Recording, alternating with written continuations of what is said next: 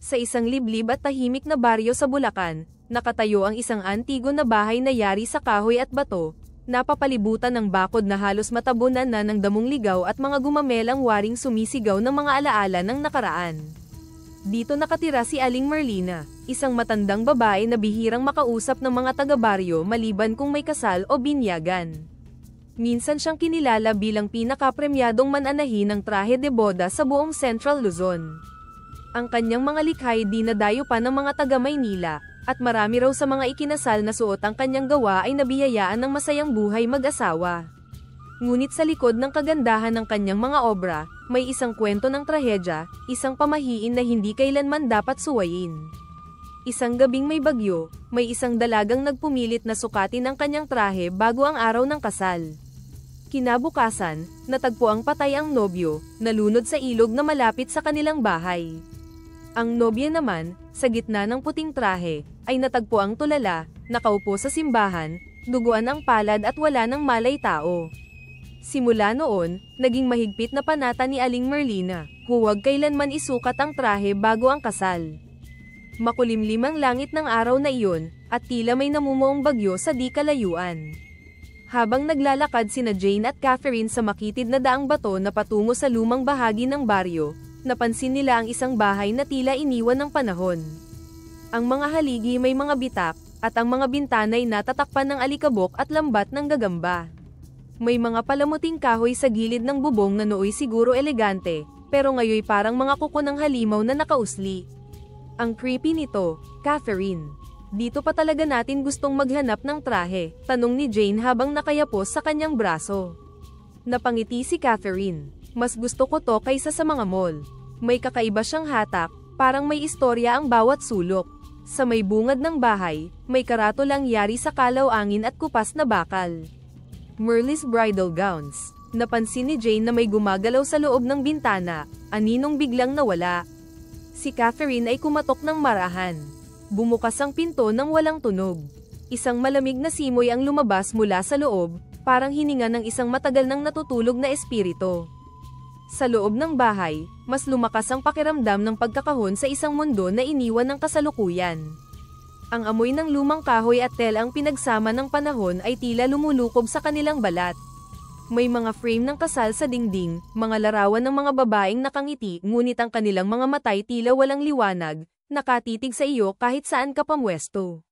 Lumabas si Aling Merlina mula sa silid na punong-puno ng mga kaong kahoy.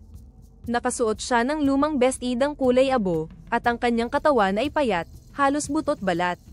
Ngunit ang kanyang mga mata, bagamat salamin ng harang, ay tila nakakasilip sa kaibuturan ng pagkatao. May trahe ako para sa'yo, sabi niyang parang bulong.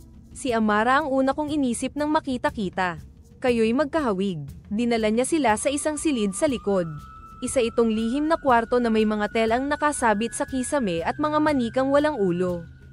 Inilabas niya ang isang trahe mula sa baul. Sa unang tingin, ang trahe ay hindi nagalaw ng panahon, puting-puti, may detalye ng perlas, at borda ng pulang rosas sa dibdib. Ang ganda nito, bulong ni Catherine. Si Jane, na humahanga rin sa ganda ng disenyo, ay hindi nakapagpigil.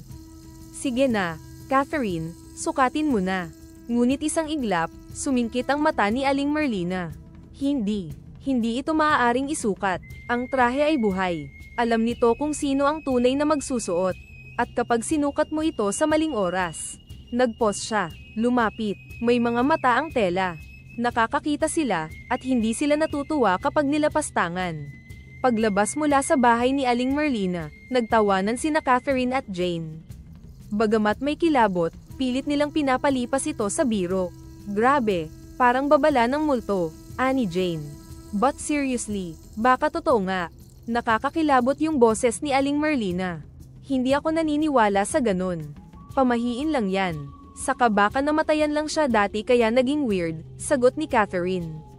Ngunit habang binibigkas niya ito, napansin niyang hindi maalis sa kanyang isip ang itsura ng trahe.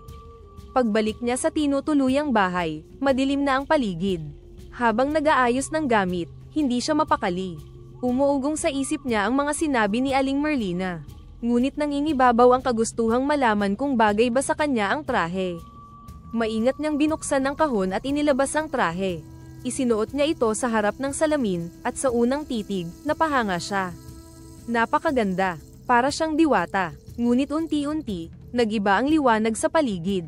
Naging mapula ang refleksyon sa salamin. May tumitindig sa likod niya. Isang babae, maputla, duguan ang palad, nakatitig sa kanya ng masinsinan. Ngiting walang buhay. Hindi siya makagalaw. Sa loob ng salamin, nakatayo ang babae na tila pamilyar. May suot itong parehong trahe na kasalukuyang suot ni Catherine, ngunit may bahid ng dugo sa laylayan. Ang mga mata nito'y puro itim, walang puti, at kumikislap sa galit. Naramdaman ni Catherine ang tila mainit na hininga sa batok. Biglang narinig niya ang garalgal na boses na bumubulong, "Bakit mo isinukat ang akin?" Napahiyaw si Catherine, hinubad agad ang trahe at isinumpa ito sa sulok ng kama. Ngunit hindi doon nagtapos. Ang paligid ng kwarto ay tila gumalaw, at ang mga ilaw ay kumikindat.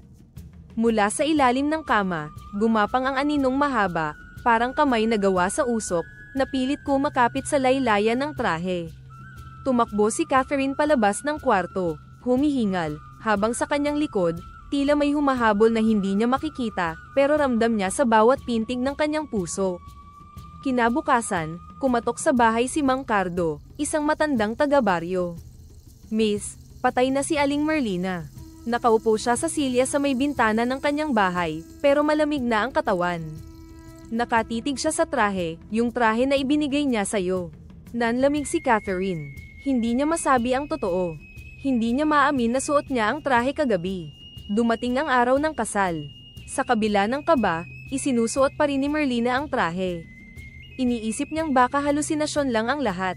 Ngunit sa sandaling humakbang siya sa aisle ng simbahan, ang mga kandila sa gilid ay tila yumuko sa ihip ng hanging hindi alam kung saan galing.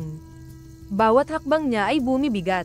Sa tenga niya, may bumubulong, hindi maintindihan ang salita, pero puno ng puot.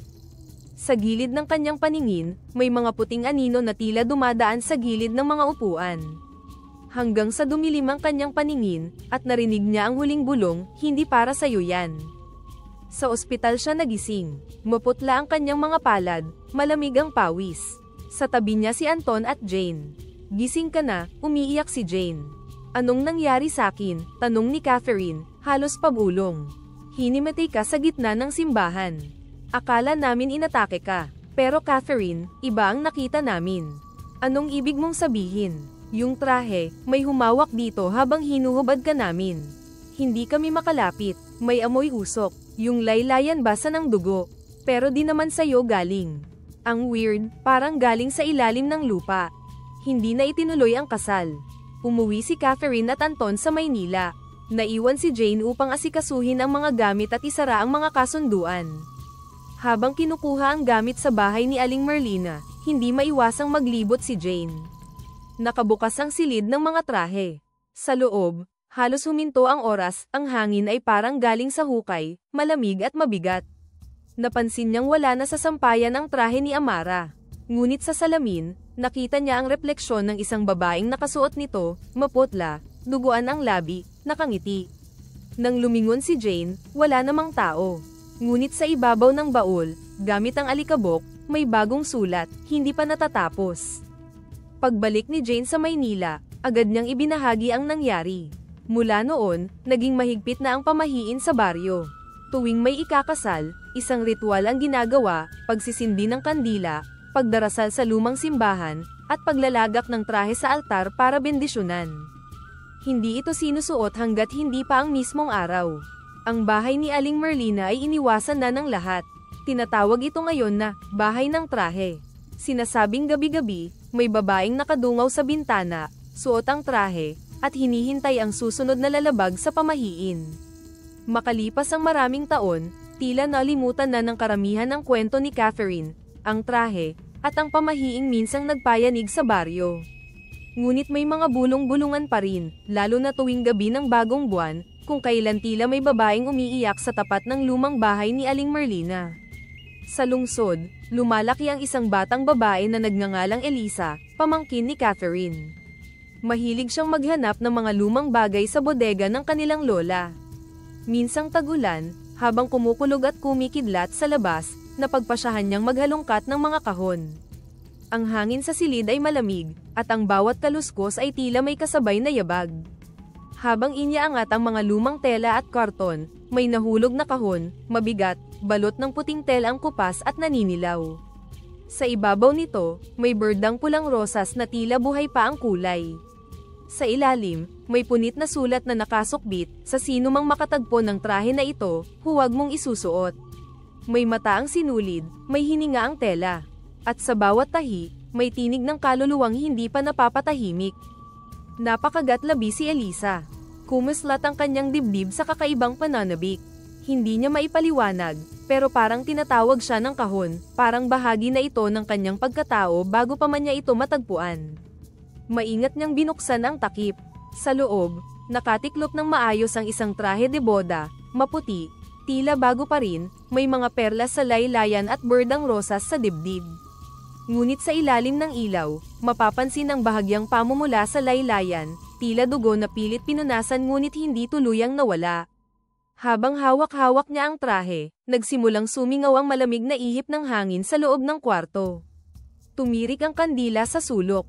Nagsimulang mag-ipon ng hamog ang salamin. At sa salamin, unti-unting lumitaw ang refleksyon ng isang babae. Hindi ito si Elisa. Hindi ito ang kanyang imahe.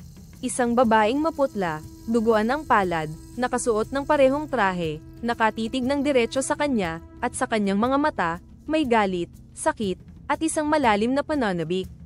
Biglang nagsalita ang refleksyon, ang labi hindi gumagalaw, ngunit ang boses ay dumiretso sa isip ni Elisa, isuot mo.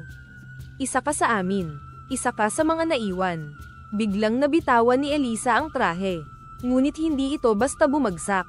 Nahulog ito sa sahig at gumapang na parang may buhay, unti-unting bumalot sa kanyang mga paa, dahan-daang umaakyat sa kanyang binti.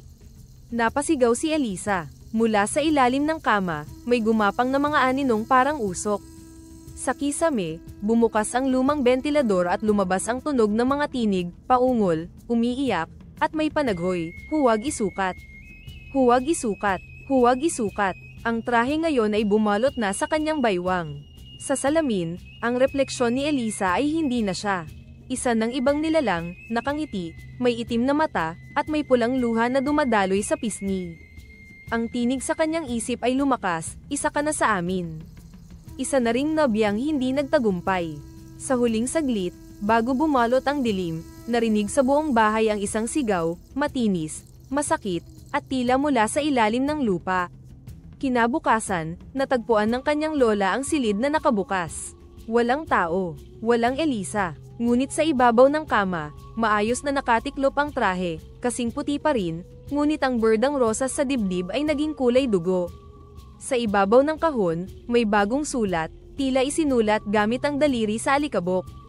Huwag kailanman isukat ang trahe bago ang kasal.